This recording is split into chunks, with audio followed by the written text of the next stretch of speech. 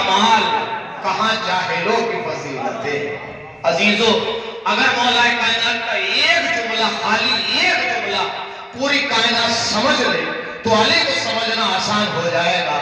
کائنات میں جتنی مخلوقات ہیں وہ ہمارے توسل سے رزق پاتی ہیں، ہم کسی کے توسل سے رزق نہیں پاتے ہیں۔ جب چاہتے ہیں خیاط بنا لیتے ہیں، جب چاہتے ہیں خوان بنا لیتے ہیں، جب چاہتے ہیں جنت کی اشیاء کو اپنے یہاں شامل کر لیتے ہیں۔ تو اپنی حدوں میں رہ کے ہمیں بات کرنا چاہیے۔ ہمارے لیے اعلان ہوا کہ جب ہم اپنی ماؤں کے بطنوں سے دنیا میں تشریف لائے تو ہم کچھ نہیں جانتے تھے۔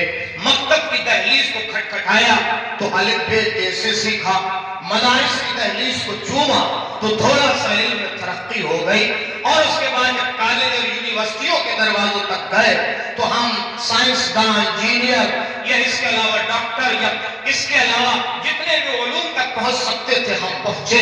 ہم مقابلہ ان کا کر رہے ہیں کہ جو پیدا ہو رہے ہیں تو علامہ القرآن کی سند کے ساتھ پیدا ہو رہے ہیں۔ میں ذرا سی توجہ آپ کو دلانا چاہ رہا ہوں، اور بالخصوص نوجوانوں کو ایک سلامات بھیجے آپ محمد والے محمد پر آپ حضرت آگے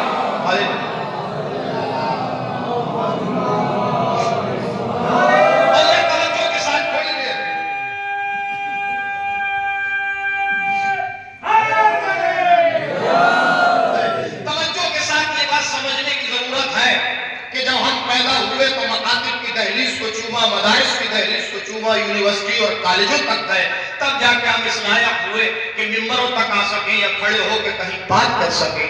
ہم ان سے بات کر رہے ہیں یا ان سے مقابلہ کر رہے ہیں کہ جن کا مقابلہ کائنات کی کوئی بھی ذات نہیں کر سکتی۔ میں دعوے کے ساتھ یہ بات کہہ سکتا ہوں کہ اللہ نے انہیں بنایا ہی نہیں ہے ہم جیسا، انہیں تو اس لیے ہم جیسے تصویریں دے دی تاکہ ہمارے اعمال کا وسیلہ بن کے اللہ کی بارگاہ تک پہنچایا جا سکے، ورنہ وہ کہاں اور ہم کہاں، اور ان کی منزلت کہاں اور ہماری منزلت کہاں، ان کے وقار کہاں اور ہماری اوقات کہاں، ان کی فضیلتیں کہاں اور ہماری فضیلتیں کہاں۔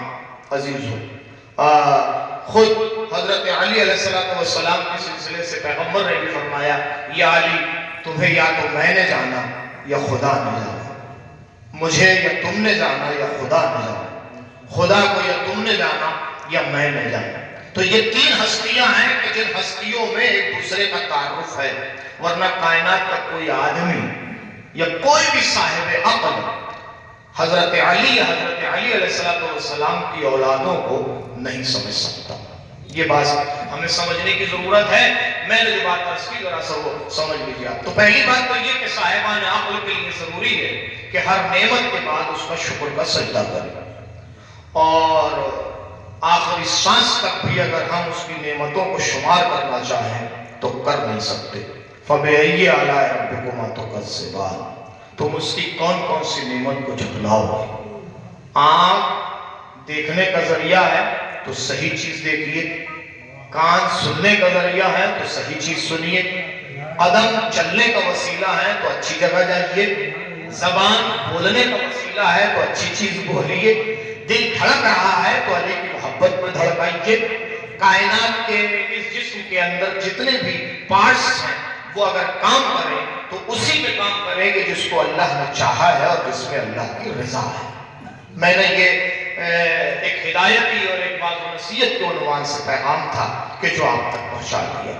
اگر یہ کان نعمت الہیہ ہیں تو قرآن سنا جائے تو بہتر ہے، اگر یہ آنکھ نعمت الہیہ ہیں تو پھریرا دیکھا جائے تو بہتر ہے، اگر یہ دل نعمت الہیہ ہیں تو قدرت کے لیے دھڑکے تو بہتر ہے، اگر یہ قدم نعمت الہیہ ہیں تو مسجد کی طرف اور کار خیر کی طرف جائے تو بہتر ہے، اگر یہ ہاتھ نعمت الہیہ ہیں تو کسی یتیم و بے سہارا کے لیے اٹھے تو بہتر ہے، اگر اس سے ہٹ کے ہے تو پھر اس نعمت کا کوئی مطلب نہیں ہوتا۔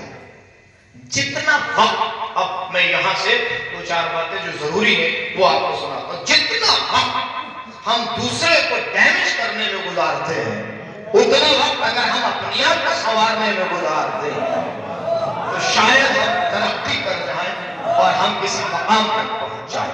عزیزوں، سب سے بڑا، اب وہ ایک فلسفی کا بہت خوبصورت قول ہے، میں وہ قول آپ کی طرف نقل کر رہا ہوں۔ فلسفی نے کہا جس کے اندر کمال ہوتا ہے وہ دوسرے سے حسد نہیں کرتا، اور جس کے اندر حسد ہوتا ہے اس کے اندر کمال پیدا نہیں ہوتا۔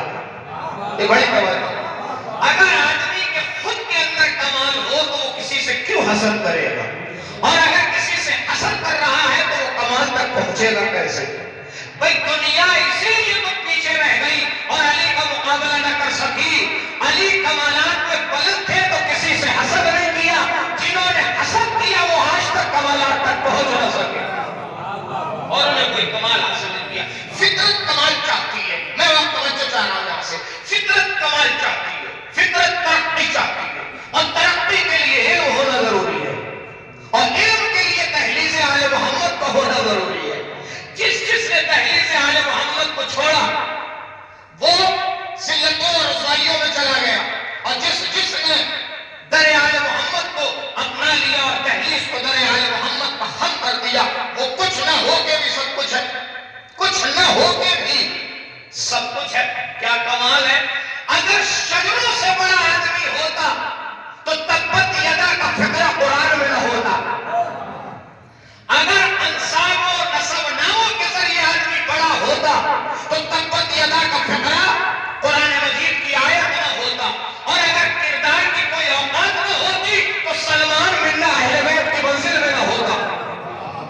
اس کا مطلب یہ ہے کہ اہل بیت کی منزلوں تک آنے کے لیے کردار ضروری ہے، ایمان ضروری ہے، تقوی ضروری ہے، آل محمد سے لگاؤ ضروری۔ اب ذرا دیکھیے آپ کیا کمال ہے در آل محمد کا۔ میں اپنے موضوع پہ آتا ہوں اور اپنے موضوع سے ٹچ ہو کے دو تین باتیں آپ کی کو سماعت تک اور آپ کے گوش گزار کرنا چاہتا ہوں۔ کیا کمال ہے آل محمد کا!